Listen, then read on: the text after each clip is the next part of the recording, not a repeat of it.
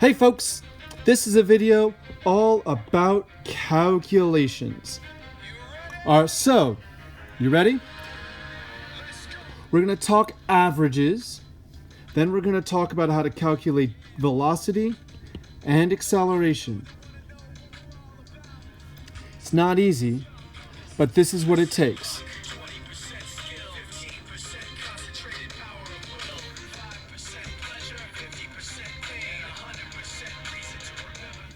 So let's get started.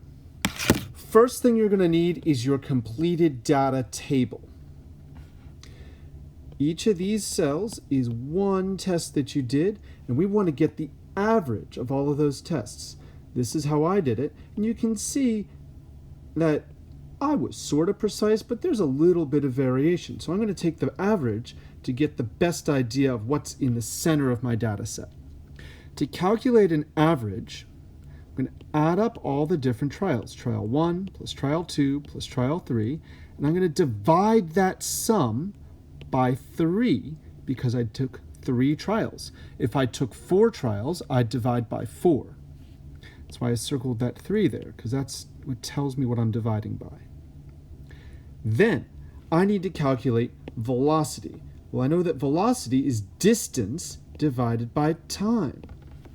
Every time I measured the time, my car was going 60 centimeters. That's the same as 0.6 meters. You can use centimeters per second or meters per second. If you use centimeters per second, your distance will be 60 centimeters. If you use meters per second, it'll be 0.6 meters. That's because each meter has 100 centimeters, and 60 centimeters is 6/10 or 60 hundredths of 1 meter.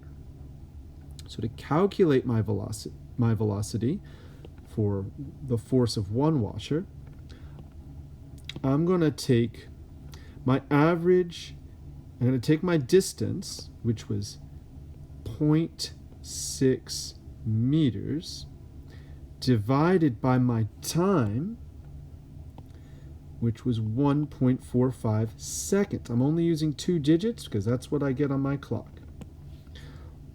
1.45 seconds. I'm going to pull out my handy dandy calculator, and I'm going to punch in 0.6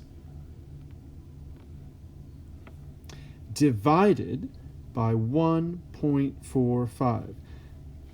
When I'm punching it in, I start with this top number, I hit divided by, and then I do the bottom number.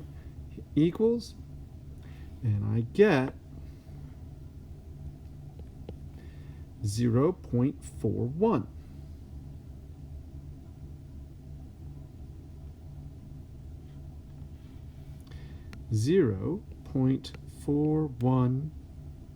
And I get a lot of other numbers, but I'm going to round to just that second digit. Meters per second. I know it's meters per second because I had meters per second. And that gives me my velocity. Now, I'm going to calculate my velocity for each column in this table. And so I can just I can actually write my velocity in right underneath here. Right? So this is my velocity for one washer.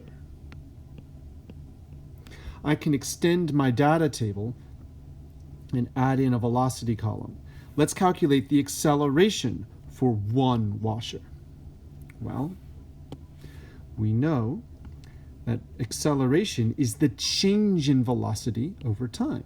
Well, we went from 0 to 0.41 meters per second. So that acceleration will be my velocity, 0.41 meters per second over my time.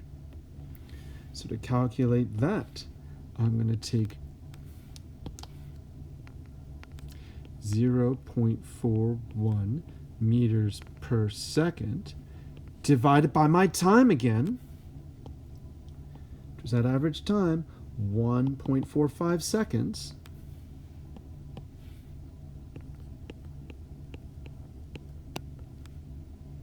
And that'll get me, again, I'm going to use my handy dandy calculator, 0.41 divided by 1.45. And again, I get a lot of numbers there, but I'm only going to take the first two after the decimal. 0.28 meters per second, and we can just put an exponent there and say meters per second squared. So there you have it. Now I have my acceleration and my velocity for that first washer.